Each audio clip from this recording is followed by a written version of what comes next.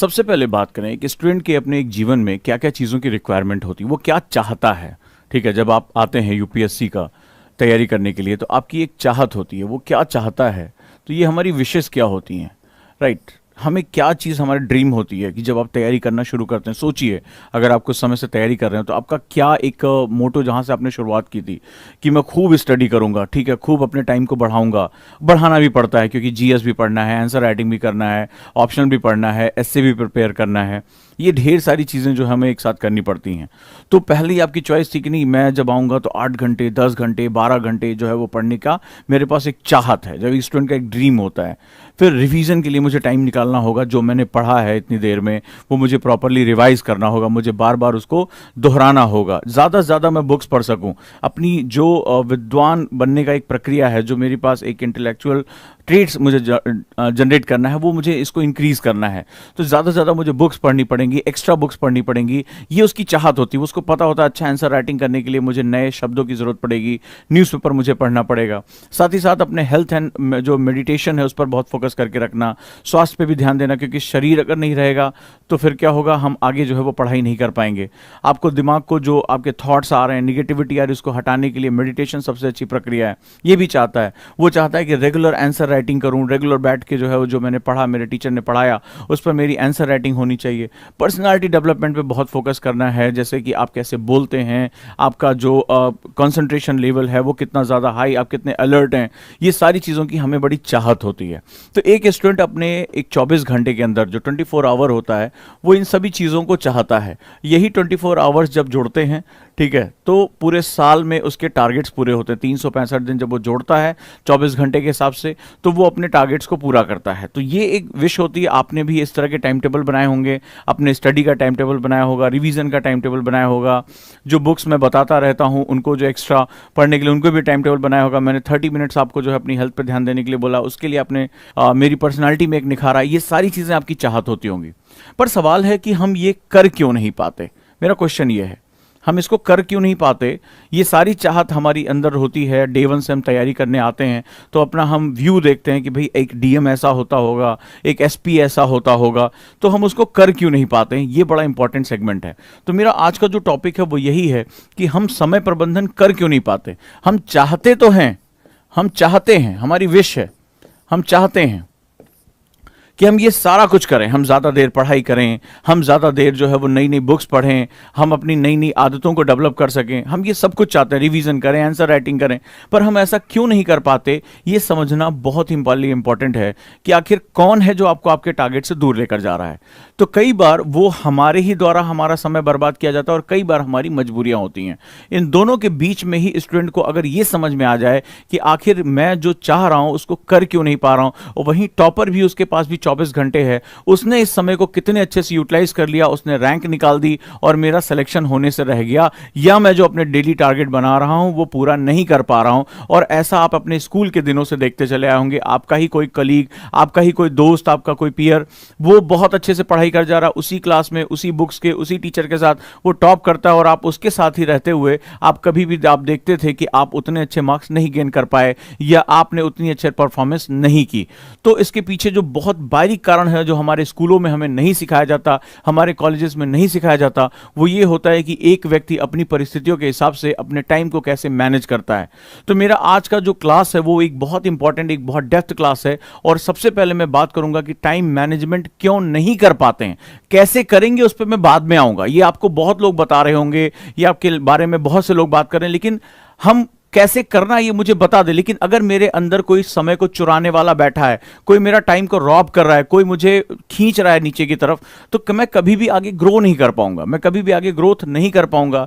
तो ऐसी कंडीशन में राइट, तो हमें ये समझना पड़ेगा कि आखिर हम ये टाइम मैनेज क्यों नहीं कर पा रहे। एक बार मुझे ये पता चल जाए हम एक रोक कौन रहा है, हमें डाइवर्ट कौन कर रहा है, तो हमारे लिए चीज़ें बहुत ही आसान हो जाएंगी। चलिए, आज सबसे पहले मैं एक एनालिसिस आपके साथ शुरू करता हूं। ये मेरी टाइम मैनेजमेंट डायरी से एक पन्ना है, बड़ा इंपॉर्टेंट है। सबसे पहले हम ये देखते हैं कि एक्चुअली में क्या होता है। टाइम मैनेजमेंट का एक सिद्धांत होता है, टाइम मैनेजमेंट का एक प्रिंसिपल होता है। प्रिंसिपल ये होता है कि हमारे ही आसपास, ये तुम्हारे हाथों में जो मोबाइल का डिवाइस है, घर में जो लगी हुई टीवी है, जो दोस्त हैं, रिश्तेदार हैं, या तमाम अन्य हमें काम जो बताए जाते हैं, ये हमें पता नहीं चलता है कि हमारे टाइम को कैसे जो है, जैसे एक कभी आप किसी टंकी में, पानी से भरी हुई टंकी में अगर आप एक लीक कर दें, एक छेद कर दें, तो धीरे धीरे धीरे धीरे पानी टप टप टपकते हुए वो निकल जाता है।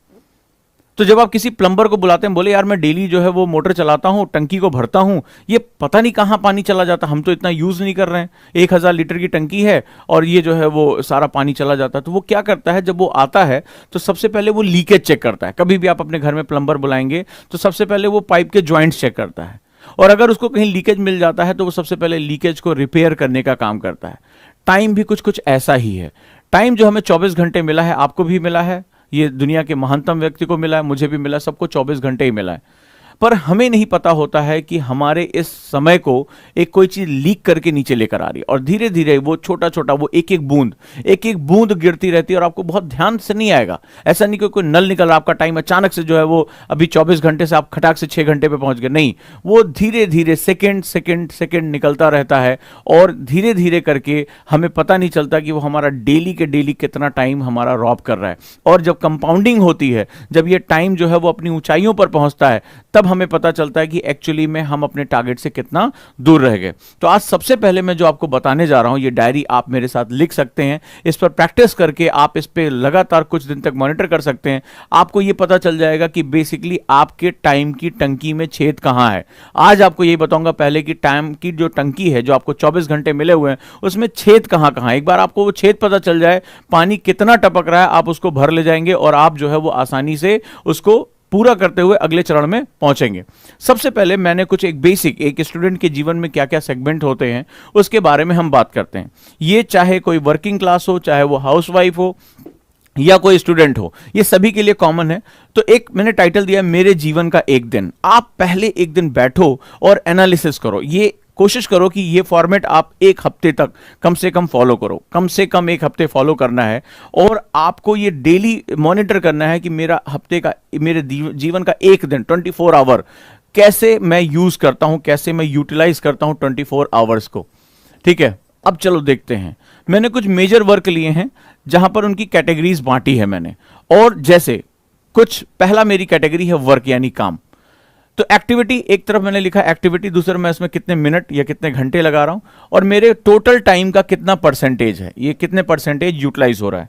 जब तक आप, जब प्रबंधन वर्ड यूज होता है, हम टाइम मैनेजमेंट, टाइम टेबल नहीं बनाना सिखा रहा हूं मैं, कभी टाइम टेबल बनाना सिखाता ही नहीं, टाइम मैनेजमेंट की बात कर रहा हूं। मैनेज जो होता है हमेशा डाटा पे किया जाता है। तो जब तक तुम्हें ये नहीं, तुम टाइम मैनेज करना चाहते हो, तुम चाहते हो कि मेरा टाइम मैनेज हो और मैं भी टॉपर्स की तरह अपने टाइम को मैक्सिमम या ऑप्टिमली यूटिलाइज कर सकूं, तो आपको यह समझना पड़ेगा कि मैं क्यों नहीं कर पा रहा हूं। तो पहले मेरे पास डाटा कितना है, तभी तो मैं उस टाइम को कहीं सही जगह लगा पाऊंगा जो मेरा बेसिक टारगेट है। So let's start it. अब हम लोग जो है वो बात करते हैं। सबसे पहले सपोज दैट आप अपना पहला काम लगाइए वर्क यानी काम। वर्क का मतलब होता है एसेंशियल। ठीक है, एसेंशियल, जैसे आप जॉब पर जाते हैं, वो चीजें जो आपकी जीविका चला रही, एक गृहिणी के लिए उसका वर्क जो है, जैसे मान लो उसको बच्चों को स्कूल भेजना है या हस्बैंड को स्कूल भेजना है, खाना बनाना है, तो ये उसका एसेंशियल वर्क है जिसको टाला नहीं जा सकता। इसका मतलब हुआ जिसको टाला नहीं जा सकता। जैसे आपको वर्क किया हुआ स्टूडेंट है तो आपको कॉलेज जाना है, अटेंडेंस जो है वो लगानी ही लगानी है, आपको वो 5 घंटे आपको वहां पर लगाने ही लगाने हैं।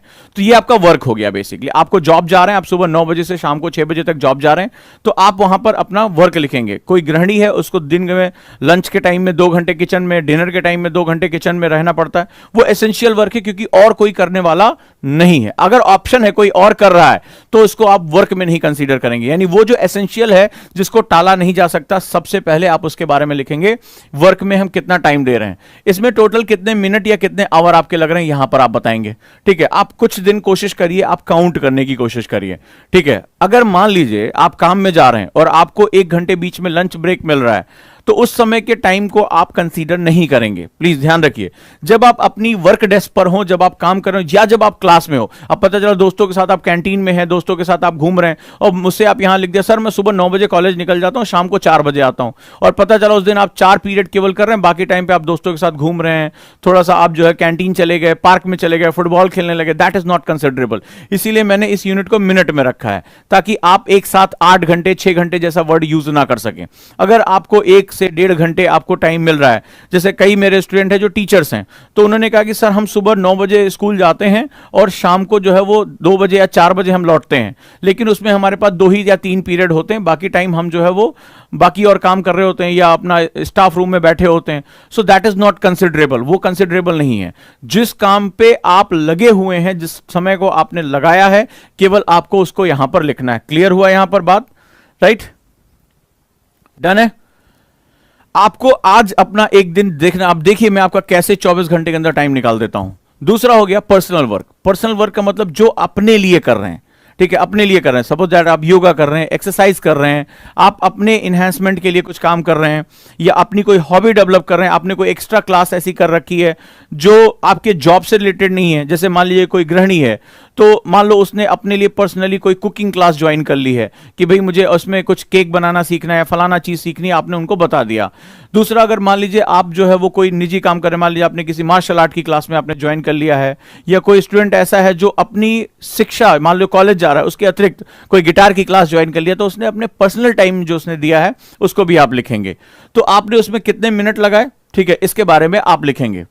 क्लियर हुआ? पर्सनल टाइम जो आप अपने लिए इन्वेस्ट कर रहे हैं, जो अपना पर्सनल सेगमेंट आप यूज कर रहे हैं, कुछ स्किल सीख रहे हैं, कोई जो है सेगमेंट कर रहे हैं, एक्सरसाइज कर रहे हैं, मेडिटेशन कर रहे हैं, किसी और नई स्किल के साथ जा रहे हैं, वो आपका पर्सनल टाइम हो गया। फिर खाना खाने में आप कितना समय लगाते हैं? बहुत से लोग 2 टाइम खाना खाते हैं, बहुत से लोग 3 टाइम खाना खाते हैं, ठीक है, कई लोग टीवी देखते हुए खाना खाते हैं, तो बड़ा हमें पता नहीं चलता, हमें लगता है हम खाना खा रहे हैं, लेकिन कई लोग देखिए बड़ा टाइम इसमें लगाते हैं, बहुत ज्यादा समय इसमें इन्वेस्ट करते हैं, और जो है वो कई बार हम थोड़े थोड़े स्नैक्स के चक्कर में बहुत लंबा समय गप्पबाजी हो जाती है। चल यार 2 समोसे खा के आते हैं, आपको पता नहीं चलता वो समोसे की एग्जैक्टली कीमत क्या है, वो 10 रुपए का समोसा नहीं हो जाता, वो आपके टाइम का बहुत बड़ा हिस्सा खा जाता है। राइट, तो आप खाने में कितना समय दे रहे हैं, आपका स्लीप साइकिल कैसी है, आप कितनी देर सोते हैं, वो आप जरूर लिखिए, ये बड़ा इंपॉर्टेंट होता है। कोई 6 घंटे सोता है, कोई 8 घंटे सोता है, कोई 6 घंटे रात में सोकर 1 घंटे दिन में सोता है। तो आप जो भी समय सोने में लगा रहे हैं वो भी आप यहां पर लिखिए, आपको इससे पता चलेगा आप अपने दिन का कितना हिस्सा सोने में इन्वेस्ट कर रहे हैं, कितना जो है वो लगा रहे हैं।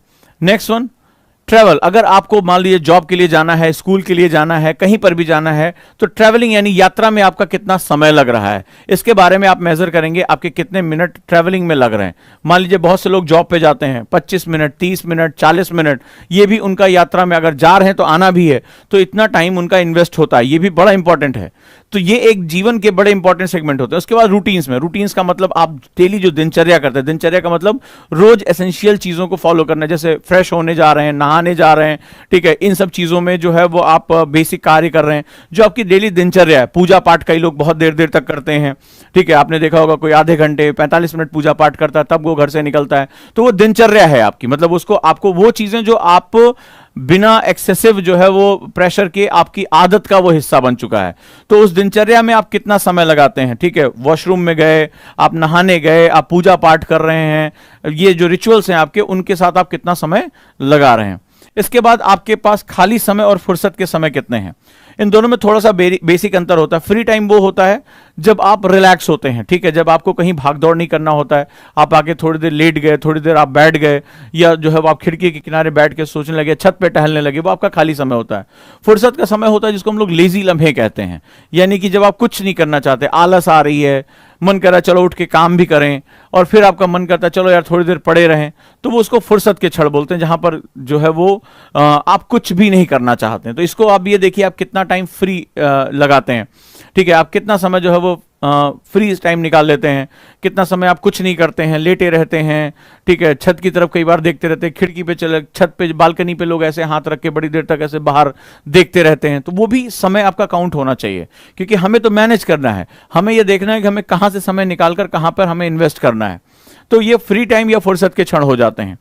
इसके बाद हमारा फैमिली टाइम, जैसे अगर बच्चे हैं तो हम उसके साथ कितना समय दे रहे हैं, अपने जो है हस्बैंड वाइफ या जो भी माता पिता, आप फैमिली के साथ ही टाइम, ये बड़ा क्वालिटी टाइम होता है। फैमिली के साथ आपको समय, कितना समय आप दे पा रहे हैं, नहीं दे पा रहे हैं तो भी बहुत से लोग इसलिए स्ट्रेस में होते हैं कि वो परिवारों को समय नहीं दे पाते हैं, वो कहीं और उलझे रहते हैं, ठीक है, वो नॉन एक्टिव वर्क में जो है जुटे रहते हैं, टीवी देखने में चले जाते हैं, लेकिन अपने बच्चों की पढ़ाई पर, अपने परिवार के साथ, अपने जो है निजी संबंधों के साथ वो समय नहीं दे पाते हैं, ठीक है, या कई बार वो बहुत एक्सेसिव समय दे देते हैं तो बाकी चीजें जो क्या हो जाती है, बर्बाद हो जाती हैं। तो जीवन में इन सभी चीजों का बड़ा महत्व। कोई व्यक्ति, मान लीजिए कोई किसी का कोई गर्लफ्रेंड है, बॉयफ्रेंड है, अब पता चला देर रात तक चैट कर रहे हैं, बात कर रहे हैं, अब उस चक्कर में पता चला काम में लेट हो रहे हैं, बॉस अलग गुस्सा आ रहा है, तो आपकी प्रोफाइल खराब होती चली जा रही है। या बच्चे को स्कूल जाना है, वो नहीं जा पा रहा है और आप जो है देर रात तक जाकर टीवी देखते रहे और जो है फैमिली को टाइम नहीं दे पा रहे, उसका होमवर्क नहीं कराया, टीचर की शिकायत आ रही है कि अरे आपने होमवर्क नहीं कराया, ठीक है, तो ये क्या होता है, घर में किचकिच मची हुई है। तो फैमिली टाइम एक बहुत ही एक्टिव टाइम, बहुत इंपॉर्टेंट टाइम होता है। उसके बाद नॉन एक्टिव टाइम, जैसे आप कभी चिप्स का पैकेट लेके टीवी के आगे बैठ गए, आईपीएल देखने लगे, नॉन एक्टिव, आप कुछ नहीं कर रहे हैं, ठीक है, आप सिर्फ टीवी को घूरे जा रहे हैं, घूरे जा रहे हैं, पिक्चर देखे जा रहे हैं, वेब सीरीज आप देख चुके हैं, उसके बाद भी आप उसको देखते चले जा रहे हैं, ठीक है, आप एक मूवी को दोबारा दोबारा देख रहे हैं, तो ये this is your non active time. And other time, वो कुछ ऐसे चीजें जो आपकी जिंदगी में, जैसे मान लो सब्जी लेने जाना पड़ रहा है या कोई और भी काम करना पड़ रहा है, कोई मिलने आ गया बिना बुलाए, तो ये अन्य कामों में भी सेगमेंट होते हैं। तो आप इस सेगमेंट को आप एक बार अपने जीवन में इसकी डायरी बनाइए, कम से कम 7 डेज आप मॉनिटर करिए, मिनिमम आपको 7 डेज यहां पर मिनिमम जो है आपको मॉनिटर करना पड़ेगा, ठीक है, मॉनिटर करना पड़ेगा।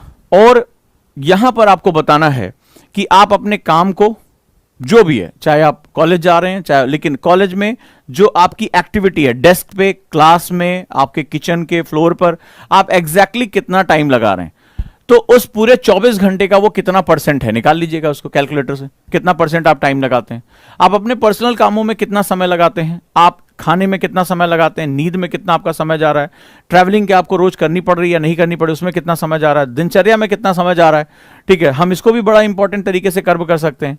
खाली समय आप कहीं दे रहे हैं कि नहीं दे रहे हैं, आपके पास जो है वो खाली समय तो जरूरत है, लेकिन आप लेजी लम्हे ज्यादा तो नहीं एंजॉय कर रहे हैं कि आप पड़े रहते हैं, सोचते रहते हैं, सपने देखते रहते हैं बेवजह के, जिसे हम लोग डे ड्रीम कहते हैं। परिवार के साथ आप समय दे पा रहे हैं या नहीं दे पा रहे हैं, ये भी बड़ा जरूरी होता है। गैर सक्रिय नॉन एक्टिव वर्क कितने हैं, कि आप बहुत ज्यादा टीवी देखते हैं, बहुत ज्यादा सर्फिंग करते हैं, इंटरनेट मीडिया पे बहुत ज्यादा रहते हैं, तो इसमें आप कुछ नहीं कर रहे होते, आप सिर्फ किसी की पोस्ट को देख रहे हैं, इंस्टा के पोस्ट को ऊपर नीचे कर रहे हैं, तो this is non active work, ये आपका कितना जा रहा है। और अदर वर्क, कोई इमरजेंसी वर्क, जैसे मान लीजिए कई बार क्या होता है कि आप संयुक्त परिवारों में हैं, कोई आ गया मिलने, कोई आपको काम पे भेजा जा रहा, जाओ दौड़ के सब्जी ले आओ, जाओ ये मेहमान एक्स्ट्रा आ गए, तो कहीं ऐसा तो नहीं ये सारे काम आपके जीवन में कुछ बहुत ज्यादा हो रहे हैं, तो ये भी हमें समझना बहुत जरूरी है। क्लियर है? यहां तक किसी को कोई डाउट?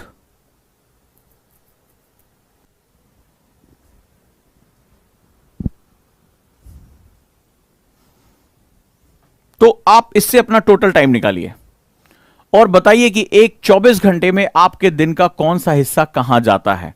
यहां तक ओके हो गया? बताएं मुझे। हाँ, ये समझ में आ गया। प्लीज अभी आपको बताऊंगा कि आप अपना ही देख पाएंगे, यार आपको पता ही नहीं था 24 घंटे में कौन आपका टाइम चुरा के लेके जा रहा है। और ये समझ में आ गया तो आप अपने आप से रीडिंग भी कर लोगे, अपने आप से जो है वो रिवीजन का टाइम भी निकाल लोगे, सब कुछ कर लोगे। टाइम मैनेजमेंट इतना बेहतरीन चीज है।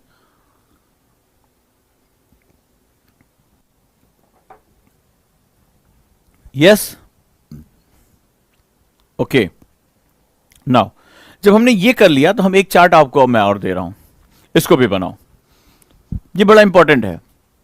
ये कहता है कि आप एक विलिंगनेस शो करने जा रहे हैं। इस चार्ट में आप एक विलिंगनेस शो करने जा रहे हैं, और विलिंगनेस में मैंने आपको 4 कैटेगरी में यहां बांट दिया है। ये 4 मेजर कैटेगरी होती हैं जो किसी भी इंसान के जीवन को डिसाइड करती हैं। ठीक है, यहां पर मैंने जो यहां रखा हुआ है, प्रत्येक पर कुल कितना समय, टोटल टाइम ऑन ईच, आपने अपने कामों में, वर्क में कितना, ये मेजर हो गया। आपने घर में कितना टाइम लगाया, सामाजिक कार्यों में, आप एक सोशल जो है, human is a social animal, आप समाज में कितना लगा रहे हैं, बाहर जाना, मिलना, वो भी काम करना, और निजी कामों में कितना समय लगा रहे हैं। तो इसमें पहला जो सेगमेंट हो गया वर्क, ठीक है, यानी काम पर आप कितना समय लगा रहे हैं। चाहे आप अपने स्कूल जा रहे हो, आप अपने किचन में हो, आप नौकरी पे जा रहे हो, ठीक है, कॉलेज का सेगमेंट हो, आपका जो भी काम हो, आप खेतों में काम करते हो, आप व्यवसायी हो, किसी भी सेगमेंट में आप काम में कितना, प्रत्येक पर आप कितना समय इसमें लगाते हैं।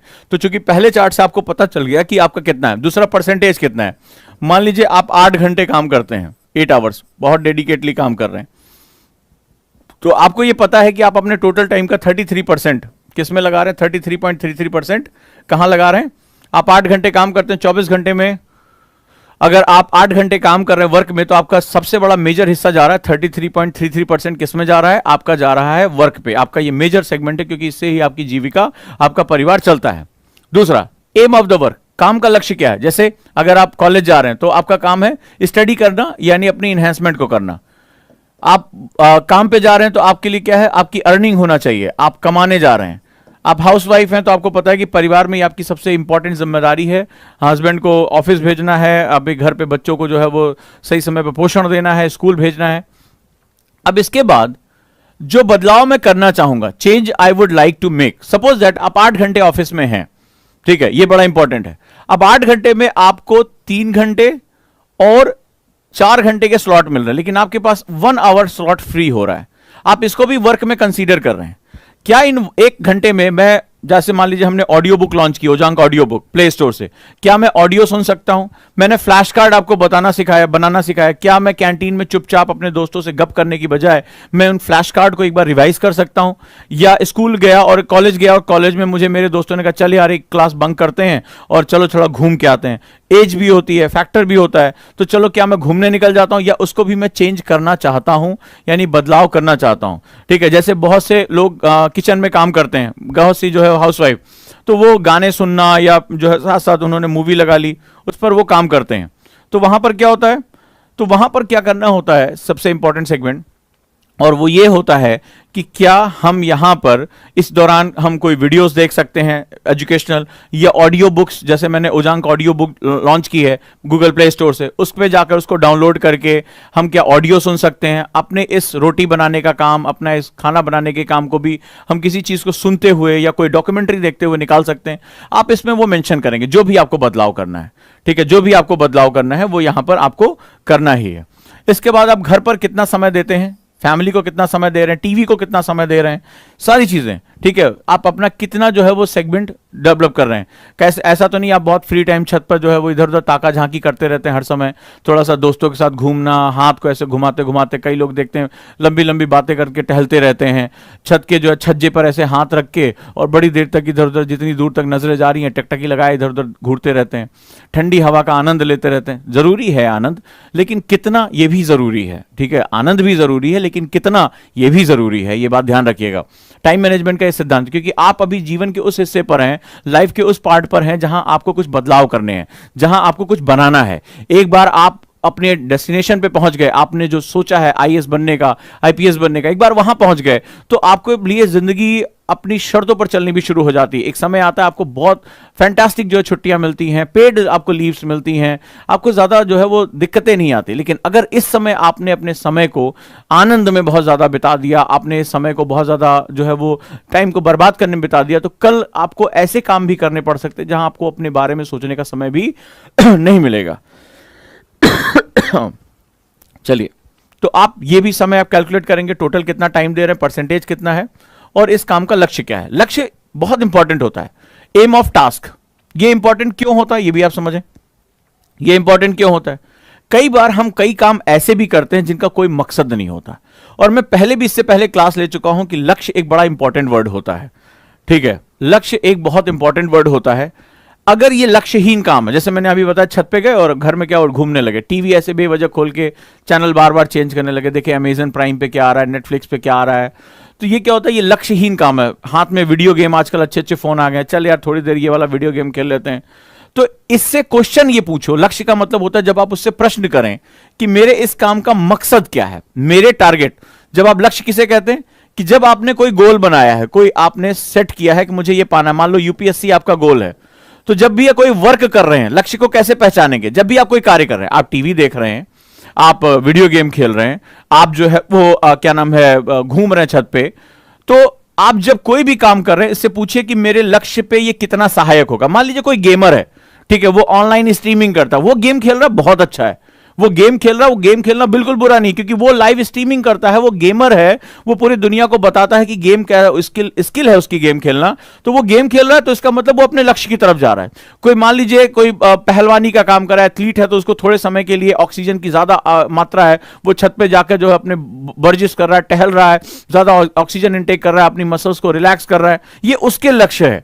लेकिन आप यूपीएससी की तैयारी कर रहे हैं और आप गेम खेल रहे हैं, आप यूपीएससी की तैयारी कर रहे हैं और आप वेब सीरीज देख रहे हैं, आप जो है वो नेट सर्फिंग कर रहे हैं, तो वो आपसे लक्ष्य से आपको दूर लेकर जा रहा है। तो ये इंपॉर्टेंट सेगमेंट है कि मेरे इस काम का लक्ष्य क्या है। जब आप यहां पर डिसाइड करना शुरू कर दोगे तो आपको बहुत सी अपनी गलतियां पता चलेगी कि मैं तो लक्ष्यहीन काम कर रहा था, मेरा तो एमलेस वर्क था, मैं सिर्फ कर रहा था क्योंकि मुझे मजा आ रहा था। तो हर वो चीज जो आपको आपके लक्ष्य की तरफ लेकर जाती है वो मजा नहीं देती है। कई बार वो पेनफुल होती है और कई बार क्या वो होती ही पेनफुल है, नहीं तो सभी लोग नहीं लक्ष्य की तरफ भाग पड़ेंगे। तो आखिर ये फेलियर्स को कौन बात करेगा। तो जो लक्ष्य की तरफ बढ़ता है वो पेनफुल होता है, और पेन को बियर करना यानी दर्द को सहने की क्षमता बहुत ही कम लोगों में होती है। क्लियर है दोस्तों? Let's start it. तो अब हम लोग बात कर रहे हैं यहां पर जो बदलाव मैं करना चाहूंगा, changes I would like to make, changes I would like to make. इसके बाद सोशल, सामाजिक, जैसे आपके फ्रेंड्स, ये भी सामाजिक हो गया, आप लोगों से मिलने जुलने जा रहे हैं, कोई और काम कर रहे हैं इधर उधर, ठीक है, बाहर बहुत निकलते हैं, इधर उधर जाते रहते हैं, तो आप समाज यानी कि सोशल वर्क में आप कितना है। Social work is not about NGO के साथ जुड़ना, इट्स ऑल अबाउट आप फ्रेंड्स, फैमिलीज, बहुत लोग महत्व देते हैं इस बात को। तो आप कितना समय दे रहे हैं, आप कितना दोस्तों से रेगुलर मिल रहे हैं, उनके साथ उठना बैठना, कैंटीन में जाकर बातें करना, गपबाजी करना, खेलना उनके साथ, ये भी लाइफ का एक जरूरी पार्ट है। लेकिन कितना, मैं यहां पर यही बताने की कोशिश कर रहा हूं, कितना एग्जैक्टली। और उसके बाद निजी, मैं अपनी हॉबीज को, अपने लिए पर्सनल समय को, अपने लिए रीडिंग को, अपनी मेरी कुछ अच्छी रीडिंग करने का मन है, मेरा कुछ लिखने का मन है, डायरी राइटिंग को, अपनी हॉबीज को डेवलप करने में, वो जो आपको इनहेंस करता है वो आपका पर्सनल टाइम है, यानी बिल्कुल निजी वो है। जैसे कोई स्टूडेंट है, अब उसने कैलीग्राफी का, उसकी राइटिंग खराब है, अब उसने क्या किया, अपने आप को इंप्रूव करने के लिए उसने कैलीग्राफी का कोर्स ज्वाइन कर लिया, हैंड राइटिंग जो है बहुत अच्छी इंप्रूव करने के लिए उसने कोर्स ज्वाइन कर लिया। तो उससे उसका क्या होगा, उसका एनहेंसमेंट हो जाएगा। मान लीजिए कोई हिंदी माध्यम का बच्चा है या रीजनल लैंग्वेज का बच्चा, उसको इंग्लिश बहुत वीक है, अब उसने स्पीकिंग का कोर्स ज्वाइन कर लिया ताकि उसके कॉलेज में, उसके वर्क में, लोग इंटरव्यूज में उसको दिक्कत हो रही थी, वो जानकार अच्छा है लेकिन वो बोल नहीं पा रहा है, तो उससे उसका क्या हुआ, एनहेंसमेंट हो गया।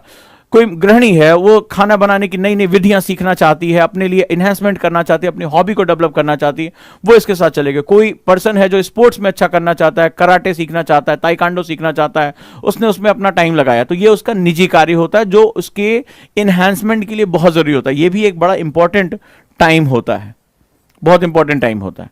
तो अब आप इस तरह से लगाइए और हर बात के लिए पूछिए कि मैं जो काम कर रहा हूं या कर रही हूं उसका गोल या एम क्या है। क्लियर है? डन? इसका गोल या एम क्या है? तो इस तरह से आप अपने काम को पहले डिवाइड करिए। डन? यहां तक हो गया।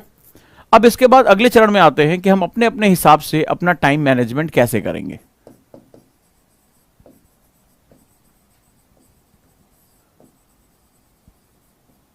सबसे पहले बात करते हैं जो लोग जॉब पे जा रहे हैं या जो हाउसवाइफ हैं, ठीक है, ये दोनों के लिए बात करते हैं टाइम मैनेजमेंट।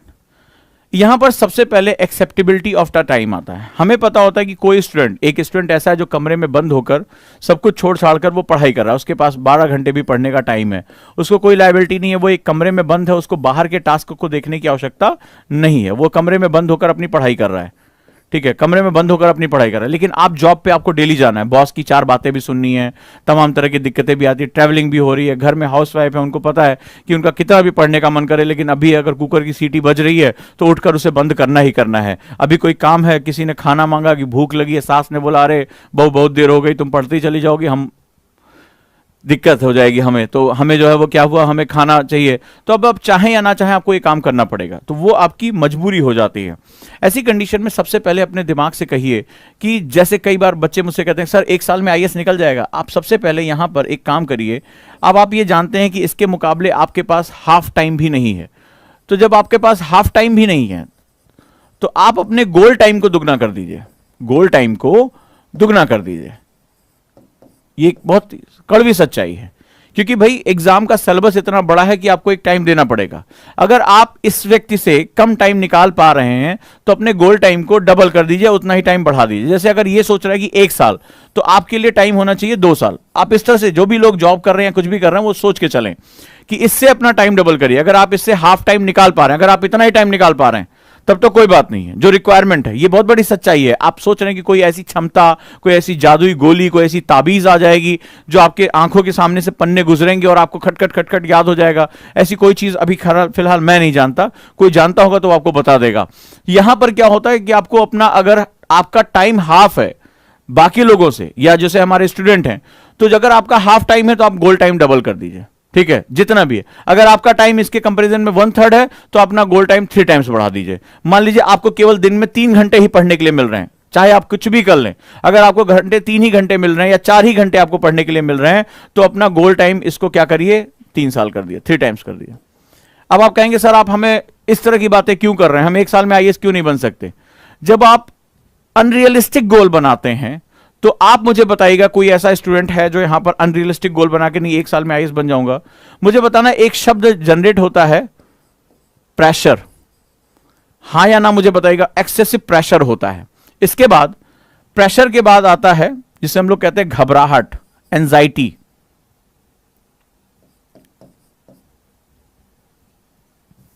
ठीक है, एंजाइटी जिसे हम लोग कहते हैं। और इसके बाद एक फियर जनरेट होता है। और जब फियर जनरेट होता है तो पढ़ने में मन नहीं लगता। किसके किसके साथ हुआ है? पढ़ने में मन नहीं लगने का मतलब भूल जाते हैं, घबराहट होती है, बार बार एक सब्जेक्ट से दूसरे सब्जेक्ट पे भागने का मन करता है, यार हिस्ट्री पढ़े या पॉलिटी पढ़े, गुस्सा आती है, चिड़चिड़ापन होता है। कितने लोगों को यह होता है मुझे बताओ? कितने लोगों को ये सिम्टम्स आते हैं जब आप एक्सेसिव प्रेशर ले लेते हैं और जब आप अपने गोल्स अनरियलिस्टिक गोल बना लेते हैं? नहीं, मैं भी जो है अभी खटाक से इसी साल आईएएस निकाल दूंगा। पढ़ने के लिए आपको हार्डली 4 घंटे, आप कुछ भी कर लीजिए, आपको 4 घंटे ज्यादा टाइम नहीं मिल रहा है, 5 घंटे ज्यादा टाइम नहीं मिल रहा है। और आपने कहा नहीं सर मैं 2021 का तो आईएएस में टॉप करने जा रहा हूं, मैं 21 जो निकालूंगा, मुझे देना है। ठीक है, तो आप ये बताइए किसको किसको एक्सेसिव प्रेशर होता है? हार्ट रेट बढ़ी होती है, एंजाइटी क्रिएट होती है, एंजाइटी मतलब घबराहट, परेशानी, चिड़चिड़ापन आ जाता है। इसके बाद उनको फियर फैक्टर होता है, मेरा होगा या नहीं होगा, नौकरी करना ठीक रहेगा या कहीं ऐसा तो नहीं यूपीएससी मेरा करियर बर्बाद हो जाएगा। और पढ़ने मन नहीं लगता, जंबल करते हैं, भागते हैं एक सब्जेक्ट से दूसरे सब्जेक्ट, फिर कहते हैं सर मुझे याद नहीं हो रहा है, सर मुझे बहुत परेशानी हो रही है, हार्ट बीट तेज है। कितने लोगों को ऐसा होता है? ये मैं नॉर्मल कंडीशन की बात कर रहा हूं, जब आप बिगिनर हैं, आप जॉब में हैं, आप हाउस वाइफ है, लेकिन अभी आपको परिवर्तित करना है। देखिए आपको क्या बताता हूं, मुझे बताइए, जब मन में तनाव पैदा होता है, प्रेशर क्रिएट होता है, तो अंत में मनुष्य के साथ क्या क्या हो जाता है? आप तमिलनाडु में आपने देखा 3 बच्चियों ने जो नीट का एग्जाम दिया, उन्होंने सुसाइड कर लिया। क्या चीज था उनके अंदर? ये एंजाइटी इतनी खतरनाक वर्ड होता है जो हमारे पूरा मतलब जीवन, अभी 18 साल के हो रहे हैं, अभी इतनी कम एज में इतना प्रेशर आ गया कि उन्होंने सुसाइड तक कर लिया। ये खबर आपने भी पढ़ी होगी। हमारा यूथ, जीवन के इतना, इससे कीमती तोहफा इस संसार में नहीं है, और आप जाकर जीवन खत्म कर लें सिर्फ एक एग्जाम में। अभी रिजल्ट नहीं आया, आपको लगा कि आपका नहीं होगा, पेपर खराब हो गया और सुसाइड कर लिया। और ऐसे जाने कितने सुसाइड के केस डेली के डेली आ रहे हैं, डेली के डेली। इतनी कम उम्र के बच्चे, जब जीवन खिलना शुरू हो रहा है, जीवन सामने आ रहा है, तो घबराहट, परीक्षाओं के घबराहट के कारण, फेलियर के घबराहट के कारण, लोग क्या कहेंगे इस घबराहट कर अपना प्राण दे दे रहे हैं, जीवन की सबसे खूबसूरत चीज दे दे रहे हैं, जो जीवन है, जो ईश्वर का सबसे बड़ा गिफ्ट है।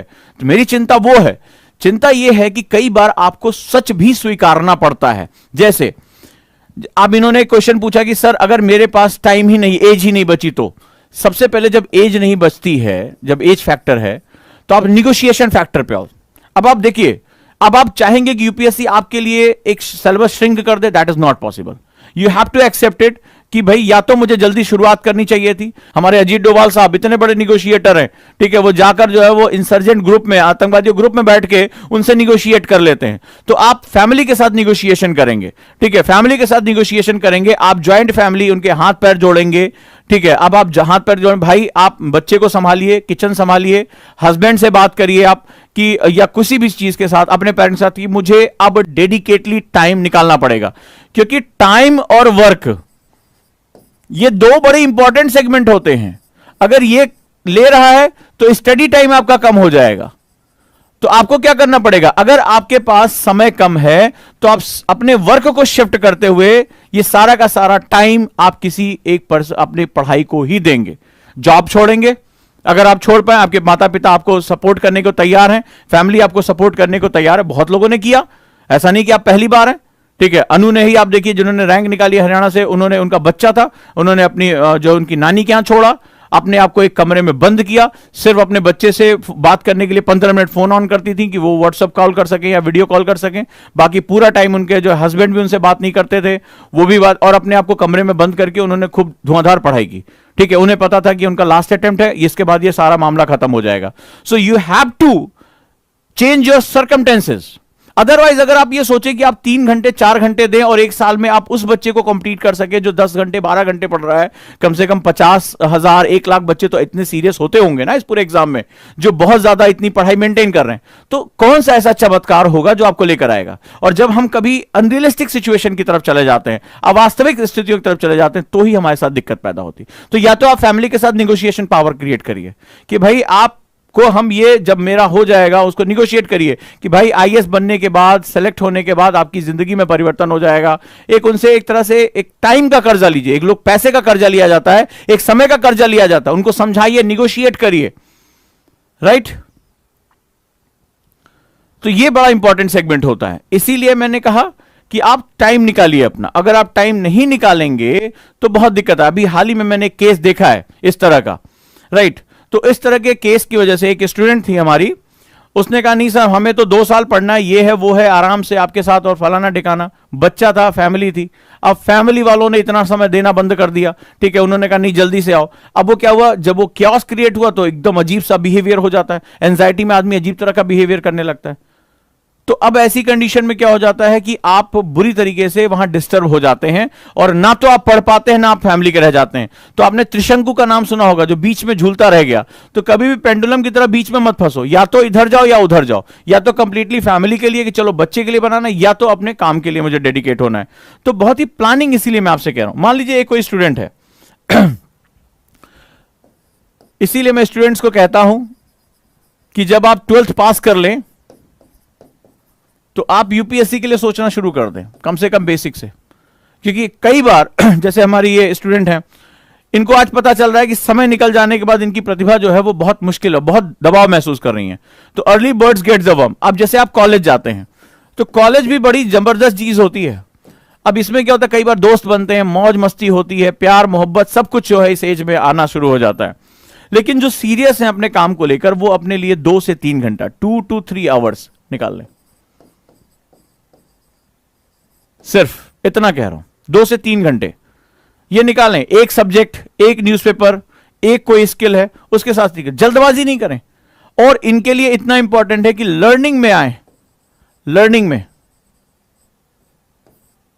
सीखने के लिए, कि मुझे एंजॉय करते हुए सीखना है। सब्जेक्ट क्या है, मुझे मजे के लिए पढ़ना है, मुझे जानना है कि मेरी कंट्री में क्या हो रहा है। जब इस पर्पस के साथ पढ़ें, रादर देन कि सिलेबस खत्म करें, फलाना करें, तो कॉलेज प्लस 2 से 3 घंटे यूपीएससी की पढ़ाई जब आप करेंगे तो आपको लगेगा अरे 2 से 3 घंटे में क्या होगा। लेकिन इनके पास 3 साल हैं कॉलेज के, ध्यान से समझना, 3 साल हैं।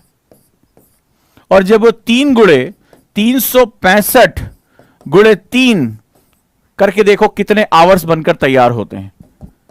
ये आवर्स 1 साल में पढ़ाई करने वाले स्टूडेंट से ज्यादा हो जाते हैं।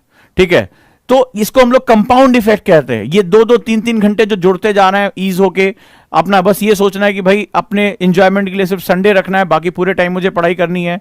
कॉलेज गए, कॉलेज में अगर 1 घंटा भी मिल रहा है तो कुछ बहुत स्मार्ट मेथड है, उसमें 15-20 मिनट रिवाइज कर लिया, न्यूज़पेपर पढ़ लिया। वहां पर आपने देखा होगा बहुत से कॉलेजेस में लाइब्रेरीज होती है, न्यूज़पेपर आता है, आप गए वहां बैठ लिए, टीचर के जो है वो पैर छुए, टीचर को सम्मान दिया। टीचर खुद ही इतनी हेल्प कर देता है, उनके स्टाफ रूम में न्यूज़पेपर आता है, वो न्यूज़पेपर आपको पढ़ने के लिए दे देंगे। टीचर हमेशा अपने स्टूडेंट की मदद करना चाहता है, बस उससे वो मदद लेने का तरीका ढूंढना पड़ेगा तुम्हें।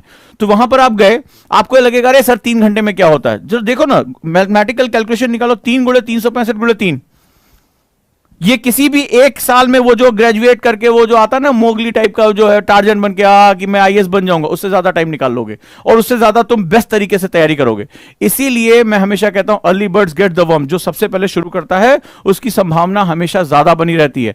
प्रेशर नहीं होता, एंजाइटी नहीं होती, तो इसमें आप लर्निंग कर पाते हो, सीखते हो मेरा देश क्या है, मेरे देश की चुनौतियां क्या है, क्या समस्याएं हैं जिसका समाधान मैं आने वाले समय में दे सकता हूं। तो आप बिना किसी टाइम के टिक टिक करती घड़ी आपको कभी परेशान नहीं करती है और आप यहां बहुत इंजॉय करते हुए सीखते हैं।